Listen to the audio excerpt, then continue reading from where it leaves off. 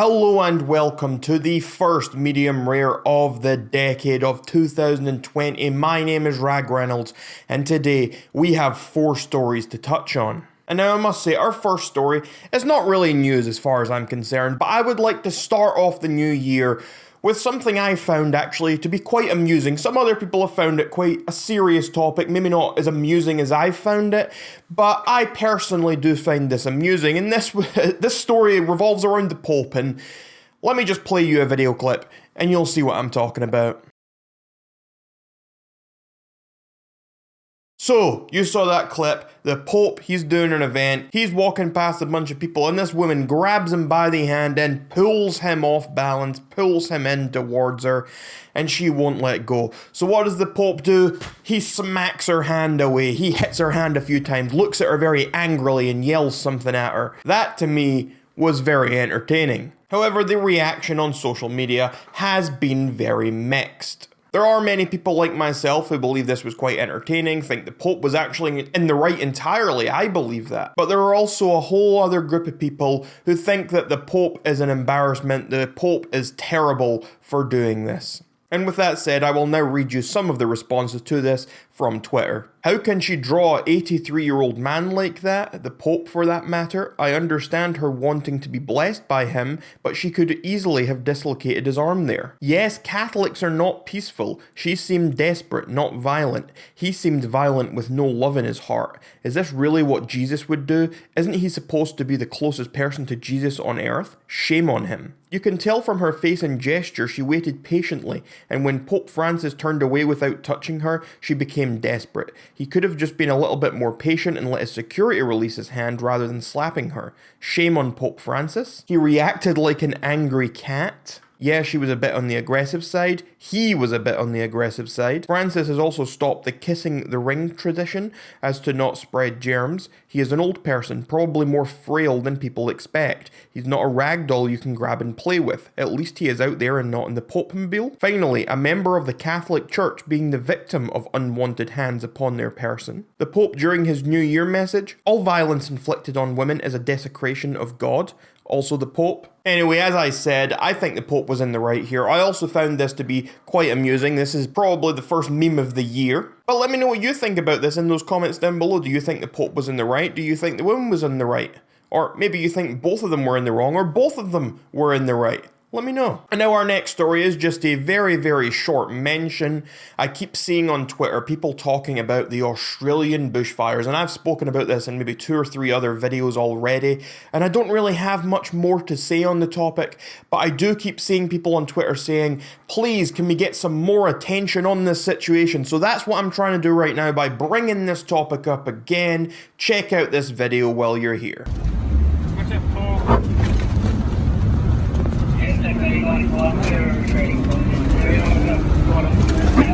Returning back to Lockwood, hang up. Watch 38 coming down. And that, everyone, is insanity. Just that looks like a horror movie. That's like an apocalypse movie. That is terrifying. Imagine living there. I am certainly not jealous of the people living in that situation. I do hope that things die down soon. And our next story today is about Suzie Lu. Now, if you don't know who Suzie Lu is, essentially Suzie Lu is a YouTuber with over 300,000 subscribers. And now what she mainly does is some gaming videos along with anime reactions. So what she does is she will watch an anime while reacting to it. And now I don't mean like a cut up video just reacting to bits and pieces or like reacting to YouTube videos. This girl will play a 20-minute anime and put it in the corner. She'll fade it a little bit. She'll like change the opacity like 50% so it's faded. I'm assuming that's to try and avoid copyright strikes or whatever. And she puts that down here and she sits here and she watches it.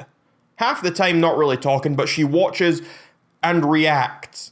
And that is what the majority of her content on the channel is. Now, not for me. If you enjoy watching that, fair play to you, I have no issue. But now the reason we're talking about Suzie Lu is because just recently, her channel actually got terminated temporarily. It went down after a series of copyright strikes submitted by the owners of the show Naruto. And now there are people all over social media who were actually celebrating this. And not just because they believe that Suzie Lu was actually abusing copyright by showing these videos and showing the animes and reacting to it like that. People do genuinely believe that she was abusing the copyright system entirely.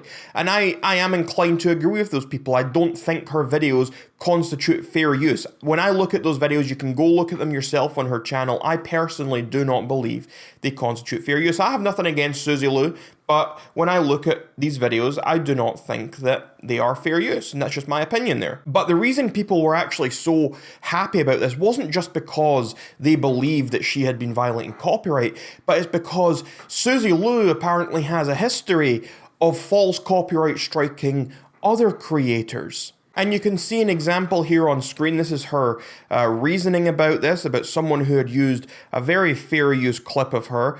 She said, "I own the copyright to my face, which is what you used without permission. You were clearly desperate to use someone who gets views to help your video get a boost. LOL, too bad." And now she had copyright struck the video that they were talking about there from this creator. And I saw the clip. Someone else posted it in their video. I'm not going to post it here just in case she decides, oh, I'm going to copyright strike you too. But you can go find it. And essentially in that clip that was used, that was completely manipulated. It was changed around. It was 100% fair use. Definitely much more fair use than the things she does. Anyway, shortly after her channel went down, she actually managed to get it back. And she made a video just the other day titled "What the F Happened?" And in this video, she explains about how the whole Naruto thing happened and a bunch of her videos got struck. But she also claims that apparently her channel was only taken down by error. And that's how she got it back. She then goes on to explain that now her legal team are working on a case with this whole Naruto thing going on. She says that she's just not going to make any more Naruto reaction videos on her channel, and instead she's going to be putting up a website where she's going to be doing those sorts of videos. And that's so she can kind of bypass the YouTube guidelines and systems. But the bizarre thing to me in this video, again, is she goes on about how her videos are fair use. And she goes on about this, and personally, again, I don't see how her videos can constitute fair use. She is literally playing the entire video of whatever the anime is. She's playing entire episodes in the frames of her videos. That's how long the video goes on. She's playing the full episode while reacting to it. And yes, I get that when you add commentary to something, when you add something to it, that can become fair use. But if you ask me, it's not quite at that stage. It's more like a watch along. It's more like watch this while I watch it at the same time. Really what she should be doing is a separate watch along. She watches it without the video, and then someone else goes and opens it on another monitor or another screen somewhere and watches it alongside her. I think that is what she should really be doing. I'm not really a fan of how she can put this entire episode in the bottom and then claim that it's fair use. I'm not an expert on this though, so maybe I'm wrong there, but I would not think that that constitutes fair use.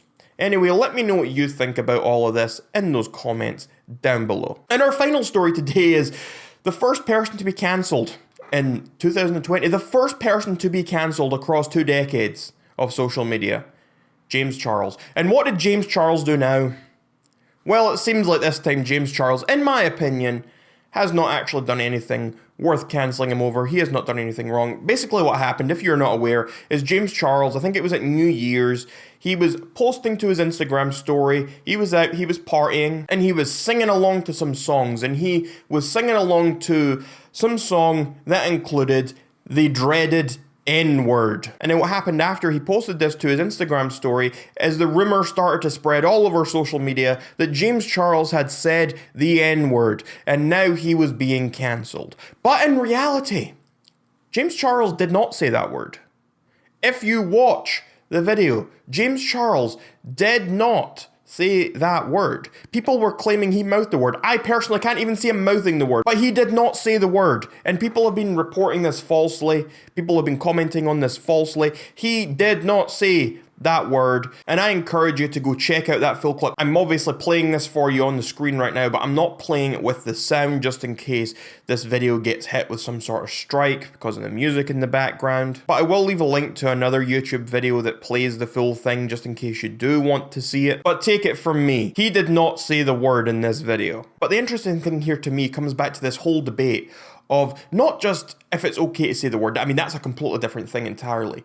But is it okay to say the word in a song? Is it okay to sing along to the song and say it? There's a whole big school of thought. I mean, even people who think that saying the word on outside of the song, people who think that is bad, I've spoken to many of them who think that it's okay to sing along to the song because it's not like you're calling anyone the word, you're just singing along to a song, and that's a different thing entirely. But there are other people again who think that no, you should skip that word out and you should be quiet about it, and because it's not your place to do it. Obviously, as I'm saying, James Charles definitely did not say that word while he was singing. He actually did skip the word. However, there are many people who are saying that James Charles mouthed the word, and now I can't quite tell if he mouthed it. You can see in the video for yourself, make your own mind up. He's kind of smiling really awkwardly, and I can't really tell what he's mouthing. I can't tell if he's mouthing that word or not. I really can't. But then, is mouthing the word that bad?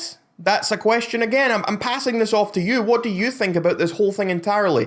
Do you think it's bad to say the word? Probably. Do you think it's bad to sing the word? Do you think it's bad to mouth the word in a song? I'm just curious to know what everyone's thoughts are on these few questions. Let me know in those comments down below, because, I mean, there are probably other things to cancel James Charles for. There are other things he has done that are not very nice, not very good. But this, I mean, I don't think this is something that really had to be spoken about anyway. I mean, the fact that I'm speaking about this, my first main story at the end of a video, my first video of 2020, and what am I covering? James Charles getting cancelled for perhaps maybe mouthing a bad word in a song at a party. It's like, really? Really?